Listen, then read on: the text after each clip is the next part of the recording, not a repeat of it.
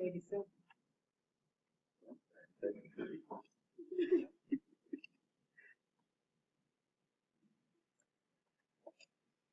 Anybody else taking motor controls this time? Yeah, Mr. Willie. Mr. Willie. Yeah, that first test today. No. Simple things.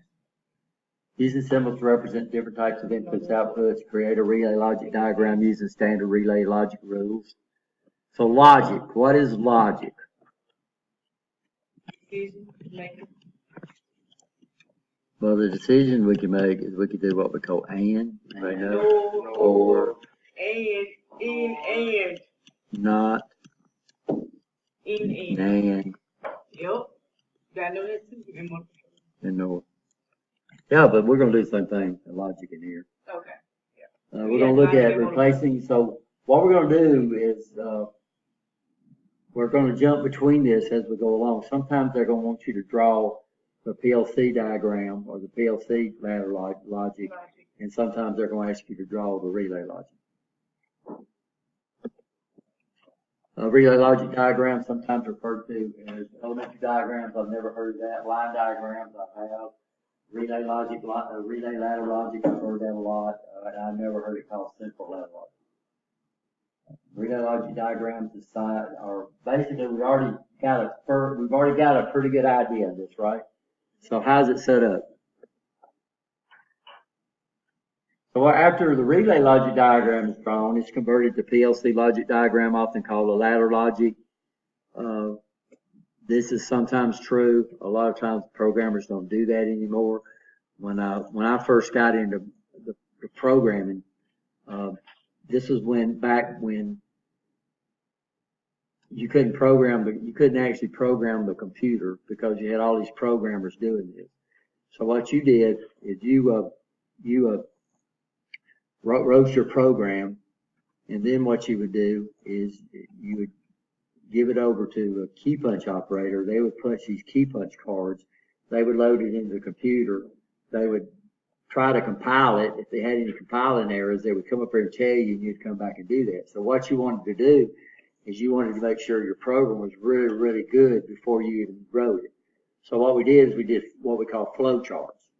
So you had symbols for different things, and you come up and you set up a flow chart. If the program wouldn't flow in a chart, it wouldn't do what? It wasn't flowing the machine.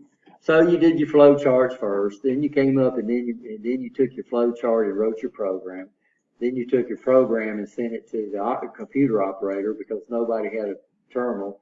They would run it to you sent it to a key punch operator. They'd punch these big old cards, 132 column cards that would have holes in it that would represent ones and zeros. Then you take it to the computer operator. They'd put it in a card reader. They would download it in the computer. They would see if it would compile over, right? You understand what compiling is now. When we try to convert it over to machine language, if it got any errors, then they'd document the errors. They'd send it back to the program. The program would make so this was the way it went. Wow. Eventually, and that's what you did. But you did flow charts first, right? In fact, we have a language that we can program, and I'm going to show you all these, that we can literally program these PLCs in flow charts. We can still do that. Normally PLC programs now are written just, people will write up what they want to do, and then they'll come up which is still a basically program. It's still an algorithm. Y'all know what an algorithm is?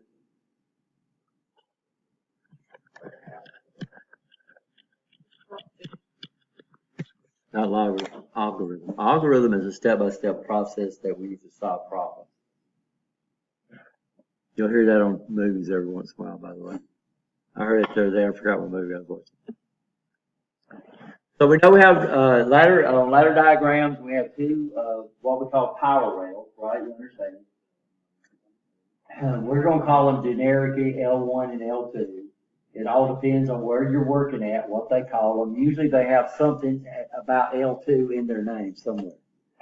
L1 is considered to be the power side, and then L2 is considered to be the common. And then what we do is we draw individual circuits between there, and we refer to these individual circuits, we call them what? Control, that's a relay. That's a true relay. You talking about the signal? Wrong. So the individual circuits we call rungs. Yeah, right. It's like, that's what, so it looks like a ladder, right? You understand? So what we do is we draw individual circuits between L1 and L2, and each one of those individual circuits we refer to as a rung. So these are 2 rungs right here. So they got the rungs numbered out here, rung 1 and rung 2. That makes sense. Yes. And then we start off by drawing electrical symbols. So this is a normally open push button. This is a relay contact, Open. normally open, right? Which is being controlled by this relay right there. That's a relay coil. That's a symbol for a coil. This is a symbol for what? This is a symbol for normally closed limit switch. So what happens, I come over here and I push the button. As long as the limit switch is not made, it will come over here, energize CR. CR will close this contact. We have a sealing path around here. This, whatever CR is controlling, would run until that limit switch is made. This is another contact being controlled by CR. So when CR energizes, it's going to close. Come over here, energize this. This is a symbol for a solenoid, not a resistor. It's only got 2, right? 1 down and 1 up. That's a solenoid. A resistor's got, I think, 5, 4 or 5. And this would be relay logic. We call this relay logic. This diagram is called a ladder diagram.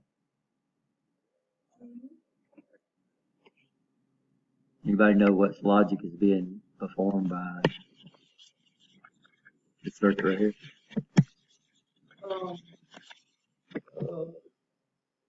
It's not. It's not. Oh, It's not. that's a knot. Not. This is a knot. This is. I know. That's an OR, and you can say, like I said, we'll learn the logic as we go along. OR says I can either push the push button or that contact is closed, and it will take care of that electrical work. I've been learning. So this is an example of a relay, true ladder diagram. Uses a lot of logic. The way you connect the control devices. So what we do is we start off with L1. What's on L1? This is where we're going to put all our control devices.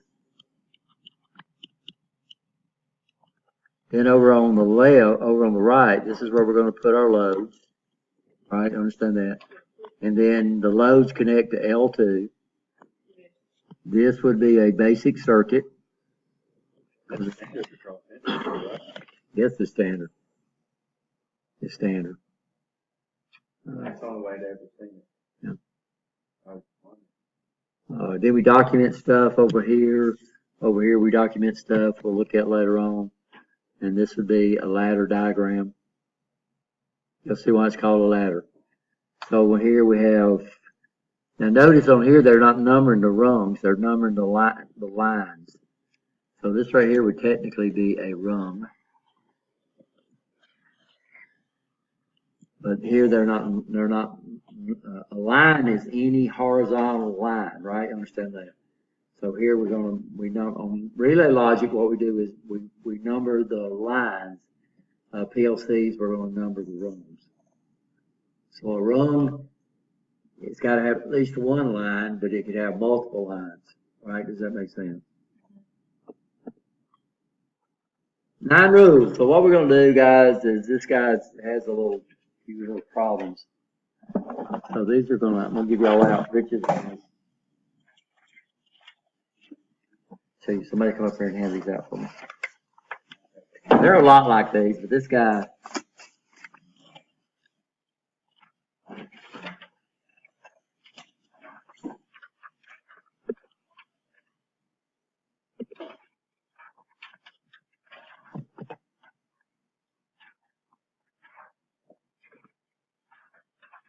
So this guy don't understand lines. This guy must have came up from PLC, so he don't understand lines and he don't understand.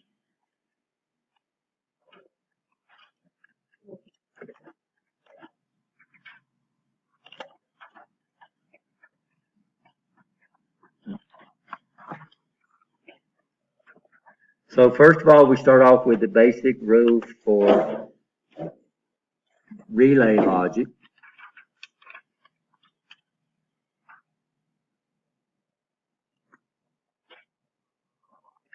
So rule number one, control devices such as switches, push button relays, and sensors contacts must be placed between L1 and the rung load. Y'all understand that? Rule two, output devices such as relays, coils, lights, small motors, and solenoids must be placed between the control devices and L2. One and only one output can be placed in a rung line. A rung is an electrical circuit that runs between L1 and L2 that consists of one or more lines. Got to have at least one line, right? You understand that? Everybody okay? Magnetic motor starters overload contacts are the only thing allowed between the motor starter and L2. All other rung loads must be connected directly to L2. Motor starters will have overload contacts between the relay and the L2. We talk about overloads. We talk about that. Rule number three, control devices can be connected in series parallel or series parallel. The connection of the control devices does not determine if the circuit is a series parallel or series parallel circuit. What determines that? What determines if a circuit is a series circuit or a parallel circuit or a series parallel circuit? The flow of current? How we connect the loads. How the loads are connected. All we have in relay logic, we have basic series circuits, which means one load on the rung, and then we have parallel circuits. So we don't have to worry about multi-load series circuits, and we don't have to worry about series parallel circuits. Rule 4, multiple rung output devices cannot be connected in series. However, multiple output devices can be connected in parallel, but they're going to be in a different line within the rung. Only one output device can be connected in a rung line. The rule is one or more output in a rung, only one output per line. There is no multi-load series circuit or no series parallel circuits used in relay logic. Everybody okay? Control devices such as switches, relays, and sensors with a single contact can only be used once in a relay logic diagram. Control devices that have multiple contacts can be represented multiple times in a relay logic diagram. In other words, the same control contact cannot be used but once. Everybody understand that? In a different rung. Well, not even on a different rung. I mean, it can only be used once. You understand? Need to get this down there. So I've got a push button. It's got one contact on it.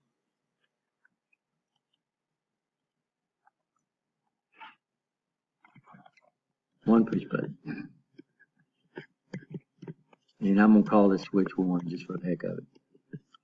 And over here, I'm going to come over here. I got L1, and I say I come over here, and here's switch 1.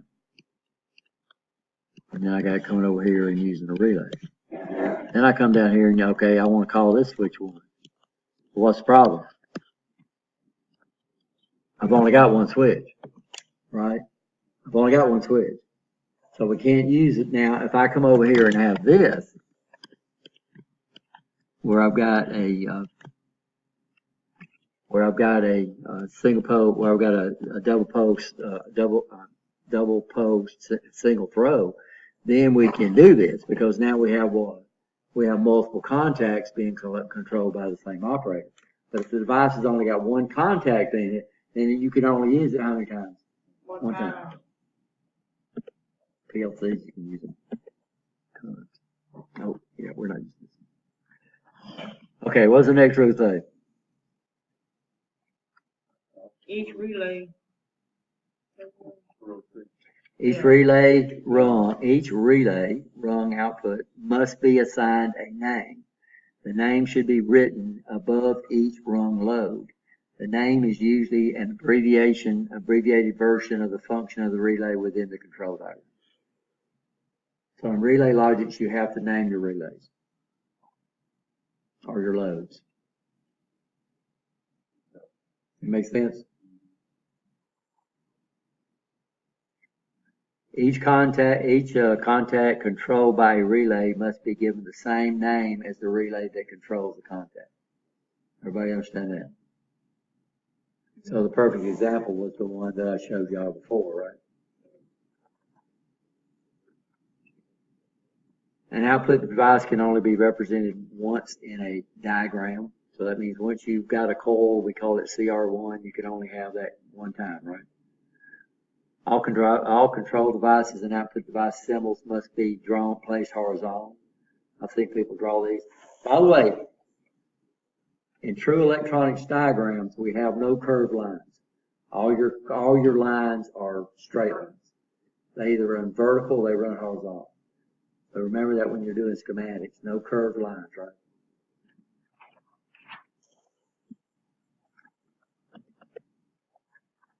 Routine signals in a relay logic diagram must flow from L1 to L2. Hopefully that makes sense. So we're not supposed to come up with a circuit where it would flow back toward L1. Sometimes that's hard to do, guys. Diagrams should be numbered and commented correctly. Unlike PLC logic diagrams, horizontal lines are numbered and not rungs. Line numbers are placed to the left of L1, adjacent to the line. Any line that aligns horizontally with another line gets the same number. Comments can be written in the left and right columns on the other side of L1 and L2. Y'all understand that? Yes or no?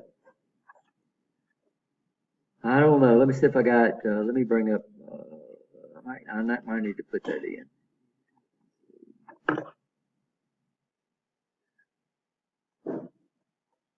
That's understandable about the numbers.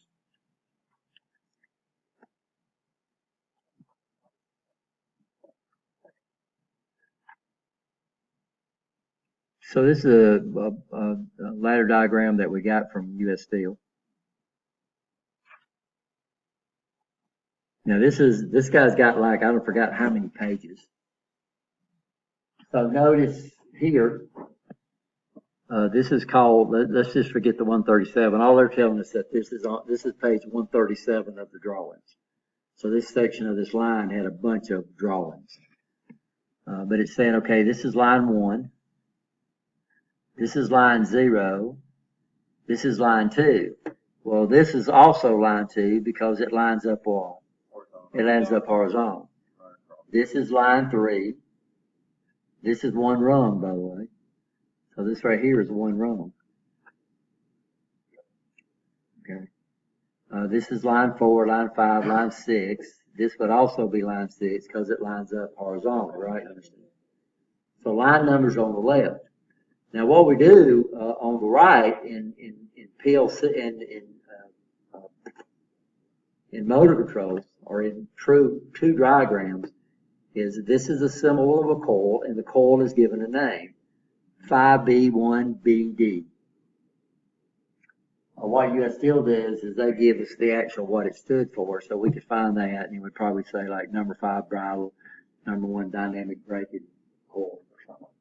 But what they do and what they did, and you don't see it often, is they put the mnemonic out there and then they do what?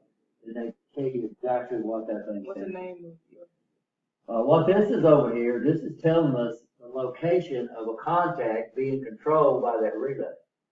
So this is why we like line numbers, because it makes it a lot easier. So I know this line, this name right here, so it's called what? 5B1BD. It's in line 2. So I come over here and look at line 2, and here's that. So line 2, there's that contact right there. It's given the same name as the relay that controls it, right? You understand that? And this is what these rules are telling us. So if this thing is drawn real right, then I can follow it pretty easy, right? You understand? I can see what contact. This guy's, of course, we don't have this many pages. We do have a line 7. So I know this guy's got a contact in line 7, and it's also got a contact in line what? 56. So let's just look at line 7, because this don't go all the way to 56. This is called 5B2DB. So I'm gonna come over here and look at line, sorry, this is called 5B1M, line 7, 5B1M. There you go there. So what this does, it makes it real easy for us to find the contacts that are being controlled by the relay. Everybody okay? And this is rare. So this guy right here is a perfectly drawn example of ladder lock, of relay ladder lock.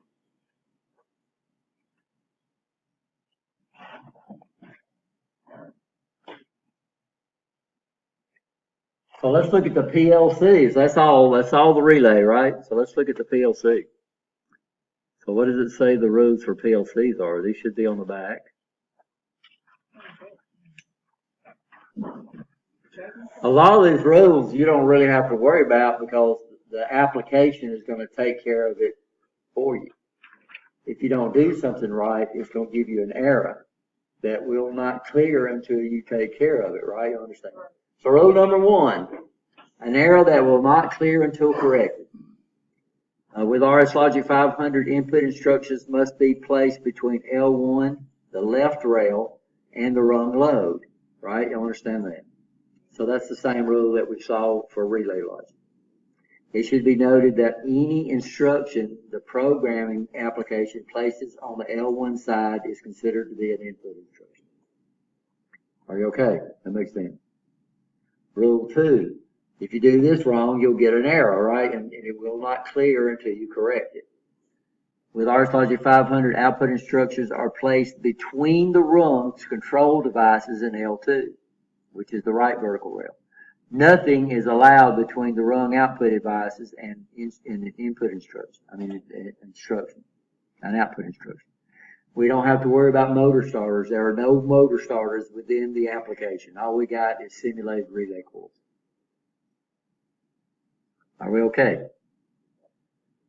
Rule 3, all input devices and output instructions must be placed horizontal. We don't have to worry about that because it's what?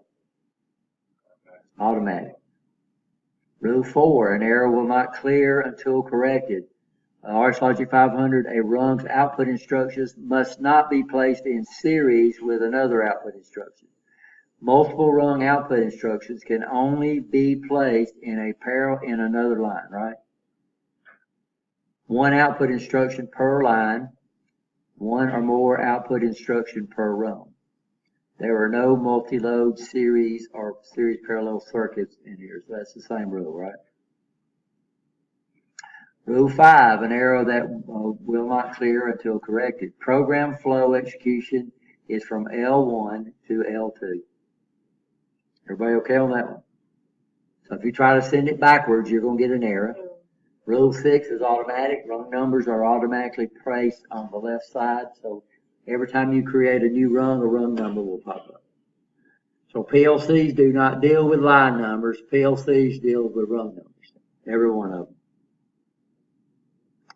Rule 7, user defined, not automatic. Each input and output device instruction's logical address or symbol name is entered above each instruction symbol. So if we create a symbol, if we create a symbol name, we can use symbols instead of addresses. If you don't use a symbol, you're going to have to enter an address, right? And if you don't do the symbol first, you'll have to use an address, and then it'll pop up and ask you to put a symbol in there.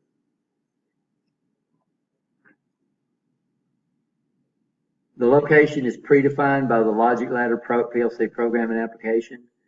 Note that relative to RS Logic 500, once a logical address for a bit instruction is entered at the top of the symbol, the bit address is displayed below the symbol. A block instruction or output instruction's logical address is entered in a predefined location inside the device's symbol. So block inputs and outputs or inputs.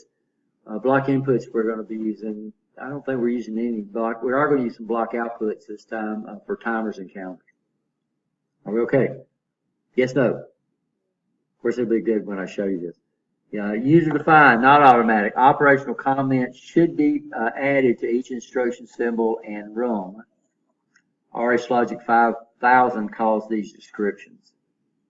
So 500 calls them comments, 5000 calls them descriptions.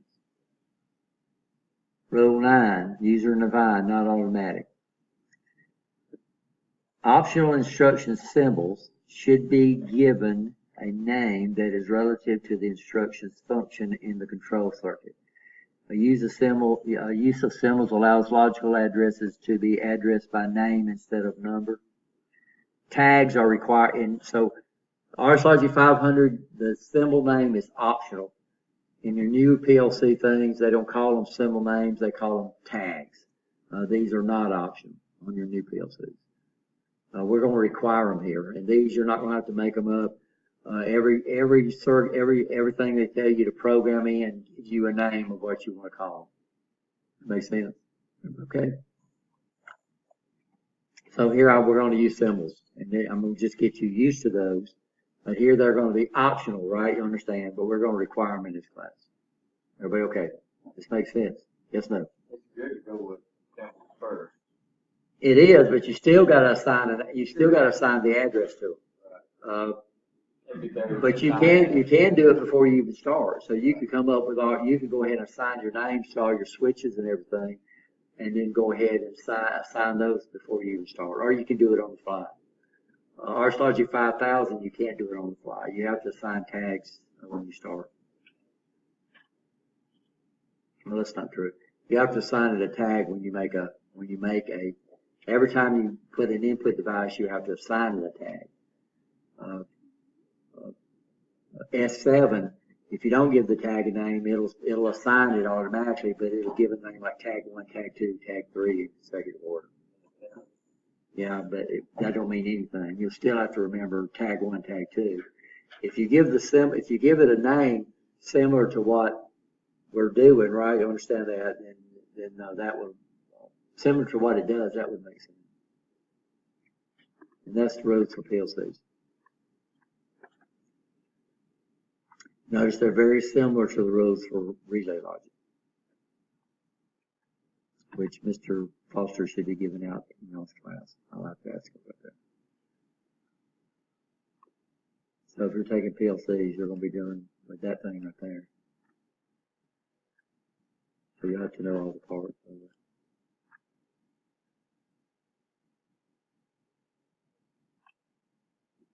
Okay, guys, y'all go ahead and take a 10-minute break.